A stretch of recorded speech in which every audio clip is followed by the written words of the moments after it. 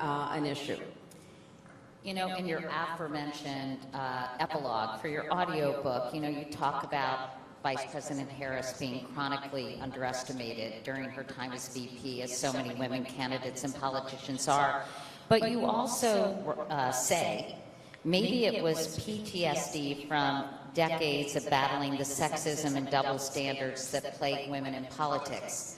There's just something about her, people say. We get tripped up by the likability test or the authenticity trap, or people don't like the sound of our laugh, the tone of our voice, the length of our hair, you name it. I hear you, sister. It's all gotten worse in the age of social media, with anonymous mobs harassing any woman who has the temerity to stick her head up.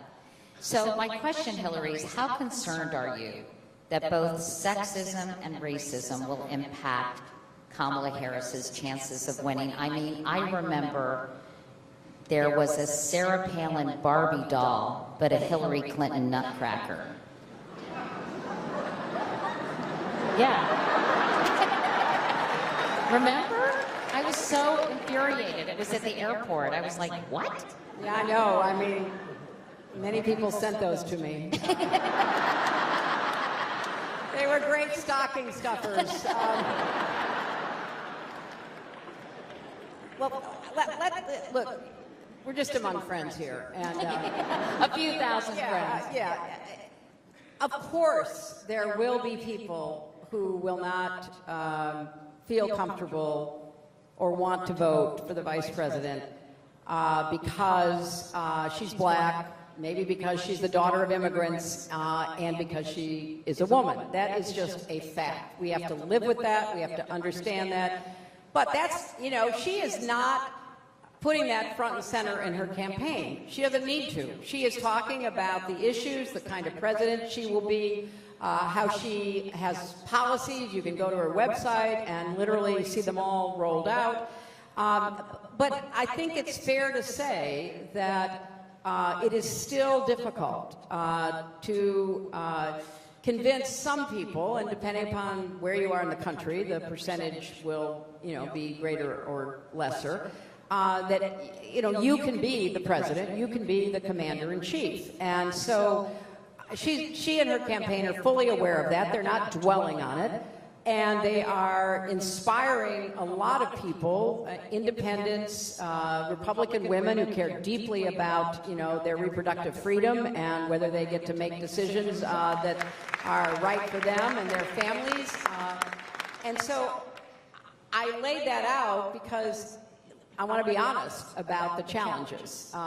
They haven't gone away, but they've somewhat diminished, I think. At least I hope so. I think she is running a terrific campaign. She has to stay on her message about, you know, who she is, what she wants to do, and what a danger Trump poses. But let's not, you know, let's not overlook the fact there will be some who just can't bring themselves to vote for a woman. And, you know, Shirley Chisholm, who was the first woman on the Democratic side to make a serious run for the presidency, you know, she once famously said, you know, I'm black and I'm a woman, and it's been much harder being a woman. In part because it's kind of the, you know, unfinished business of human history to ensure that women have equal rights and equal respect in whatever arena they find themselves. And so I think she has to be aware of it, but not dwell on it. And I think we all have to be very vigorous in our advocacy for the Harris-Walz campaign, both on the merits, because I think they'd be excellent for our country, and I just want to breathe again. You know what? I think if we can, you know, defeat Trump now in the upcoming election, then, you know, people can take a deep breath, and the Republican Party may be able to find its, you know, conscience and its backbone, and be able to reconstitute itself with people who I would disagree with on issues, but honestly would not fear for my country's future, and that's what we have to hope for. Vice President Harris has been criticized for not being more specific in outlining her agenda. In a recent Times Siena poll, 28% of likely voters said they felt they needed to know more about her. And even after the debate, many undecided voters told the New York Times that they still wanted more details about her plans and policies.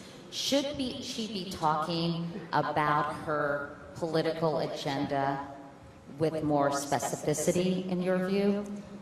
Well, that's assuming Donald Trump has put out a really specific set of policies. That's a low bar. You know, I mean, actually he has with Project 2025, which should scare everybody here. You know, I have mixed feelings about this. I was accused of being Too specific? Too specific. A lot of other things, but certainly that. And I was also, I put out a book about my policies. I gave speeches about my policies. At the end of the campaign, nobody knew anything about my policies.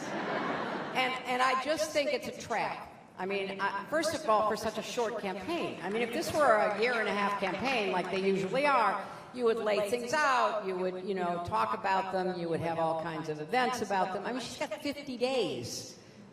So if you go to her website, she has a lot of really good policies, and they are smart, and they could be, you know, transformational about housing, for example, the opportunity economy, which is what she's talking about. But when I hear people say that, it kind of makes me think, well, compared to what? Or something else? Is there Or is there a subtext there? And that's right, Katie. I mean, is it like, I just need to know more? Well, I think part of it is what they're really saying, I just have to be more comfortable voting for a woman and voting for this woman. So she's done, I think, an absolutely credible job in putting policies out, and she talks about some of them, but it's more about how she makes people feel. And, you know, that Maya Angelou quote, like, you know, when somebody shows you who they are, believe them the first time.